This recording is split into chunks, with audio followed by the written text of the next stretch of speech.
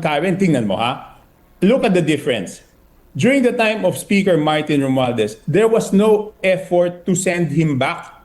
Di ba nagkaroon lang ng effort to send him back noong nag-take over na si Speaker Bogie D. Ang unang ginawa, kinansela yung travel clearance. Binigyan siya ng 10 araw. Nung panahon ni Speaker Romualdez, wala siyang ginawang ganyan. Okay, number 1 yan.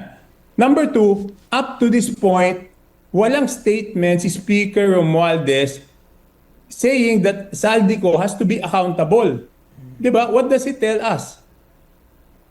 What does it tell us? Is it collusion? Is that what you're trying to say? Or is he protecting It tells us that he's not asking Saldico, who is at the center of this controversy, na managot. He is not asking Saldico na nakasama sa pangalan ng institusyon na managot.